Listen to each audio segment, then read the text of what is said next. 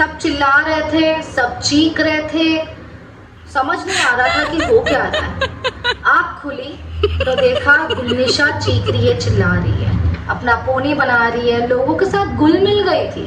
हम sleeping quarters में थे और जैसे ही मेरी आँख खुली I realise this is the first Sunday.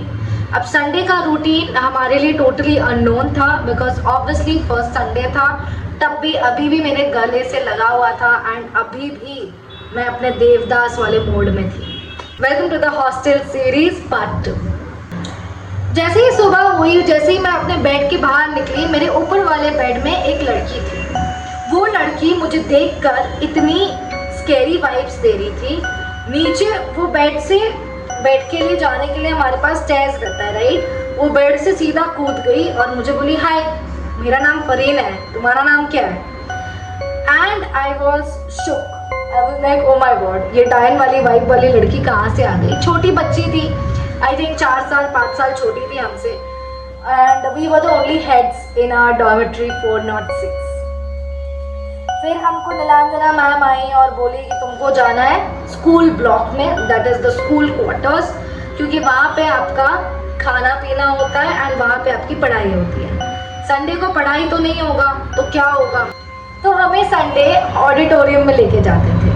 अब ये संडे थोड़ा लेट हो गया तो यहाँ पे आए हमारे 3 कैरेक्टर। पहला कैरेक्टर खुशबू जो 3 साल से हॉस्टल में ही थी। सेकंड कैरेक्टर अवंतिका, हमारे से 1 साल छोटी थी बट बहुत मेस्टअप थी। थर्ड कैरेक्टर साबरीन, जिसने मेरी लाइफ पूरी मेस्टअप कर दी थी हॉस्टल में, मेरे कपड़े छीलना, सब कुछ करना। रिमेंबर दिस गर्ल साबरीन, ठीक है। हम हॉस्टल में गए, सब लड़कियां ही थी। फिर मेरी नज़र घूमी और मैंने देखा कि एक बस में से एक लड़का उतर रहा है।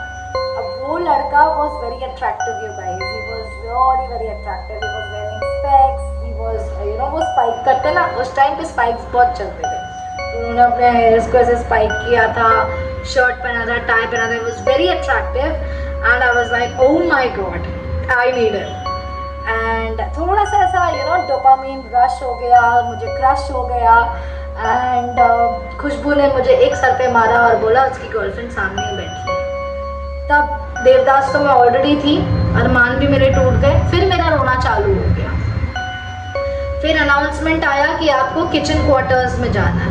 अब किचन क्वार्टर्स का सेटअप सुन लो। बीच में डाइनिंग टेबल था, राइट साइड में एक अच्छी सी चेयर थी और 4 सड़ेली चेयर रख दिया था, ठीक है। अच्छी सी चेयर में हमारी हेड बैठती थी, who used to make sure कि हम सारा खाना खत्म कर रहे हैं एंड हम 4 चेयर्स में रहते थे। फर्स्ट दिन था, संडे था, बच्चे अच्छे खुश रखना है, तो हम लोग को फ्रेंच फ्राइज दिया था और दूध का ग्लास दिया था। अब क्योंकि मैं अपने देवदास वाले मोड में ही थी, मैंने दूध डायरेक्टली पी लिया। 1-2 सिप मैंने पिया होगा, तो मुझे गले में खराश होने लगी। मैंने कहा गले में खराश क्यों हो रही है, दिमाग में प्रॉब्लम है मेरे, तो गले में खराश। तो मैंने ग्लास को देखा और जब मैंने ग्लास को देखा ना, तो ग्लास में से चींटियां बाहर आ रही थी। मुझे पता चल गया था कि मैंने 8-10 चींटियों को तो अपने गले में ही ले लिया। इतनी गंदी हालत थी। मैंने ज़्यादा शोर शराबा नहीं किया, अपनी हेड को बोला, ग्लास चेंज करवाया, हम बाहर आए। मैंने वो फिर जो भी था वो मैंने पी लिया, फ्रेंच फ्राइज भी खा लिया, खाके हो गया था। हम बाहर आए, आना वो स्टिल इन डिलेमा कि भाई ये हुआ क्या मेरे साथ। मैंने आज तक अपने घर पे ऐसा कुछ नहीं खाया है। You guys if you watch table number 21 में ये सब कुछ बताया है। सिर्फ वो बाल काटता है, वो लास्ट सीन ज़्यादा एक्सट्रीम है। उससे पहले जो भी उसमें बताया ना, वो सब कुछ हमारे साथ हो चुका है, बट उसमें एक ट्विस्ट नहीं डाला था, वो है horror story. The horror story is not just for the sake of story, it is something that I experienced and it is something which is linked to my friends also. तो ये जो सारे characters मैं अभी disclose कर रही हूँ और करूँगी, वो बहुत इंपॉर्टेंट है ये समझने के लिए कि what role did they play in my life to mess it up entirely and in the horror story as well. ठीक है। फिर लड़का था राज, उस पर मेरा क्रश था, तो मैं उसके आजू बाजू थोड़ा घूम रही थी।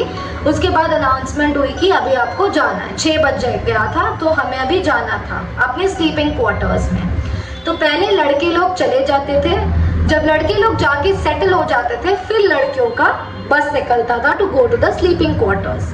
We left from our school block and जैसे ही हम सीढ़ी चढ़ रहे थे, बॉयज लोग क्योंकि सेटल हो गए थे, एक डॉर्मेट्री था जो इतना खाली था, उसके बाहर लिखा था 301 एंड उसमें ना बहुत अजीब सी वाइब आ रही थी। अगर वो, मैं यहाँ पे खड़ी थी ओके एंड वो डॉर्मेट्री यहाँ पे था, तो अगर आप उसको देखते ना तो वो जो डॉम था उससे बहुत अजीब सी वाइब आ रही थी।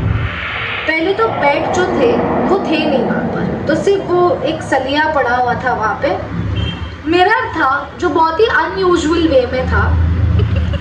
फ्लोर्स एकदम गंदे थे एंड सिर्फ जो कर्टन्स है वो इधर उधर हिल रही थी। तो मैं और खुशबू साथ में थे, तो मैंने खुशबू को पूछा, खुशबू ये क्या है? तो उसने बोला उसको देखना भी मत, it is not a cup of tea, it's dorm 301 and it has taken someone's life.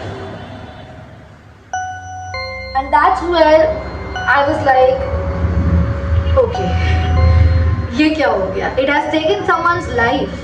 One dorm can not take anyone's life, right? एक रूम किसी की लाइफ नहीं ले सकता। There might be something that is very suspicious. तो dormitory 301 के thoughts, घर के थॉट्स और अपने नाग जैसे दोस्तों के साथ जाकर मैं सो गई, only to wake up the next day in the Monday to realize that dormitory 301 is now going to haunt us.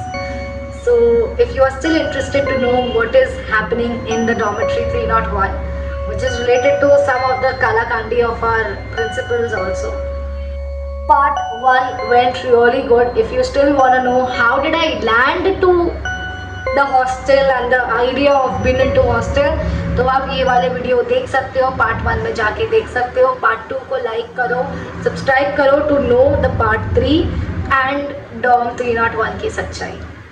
I think part 3, part 4, part 5 तक वी विल डिस्क्लोज कि कैसा क्या हुआ वहाँ पे जब मैं गई, तो what did I experience there. Until then, bye bye, see you next week.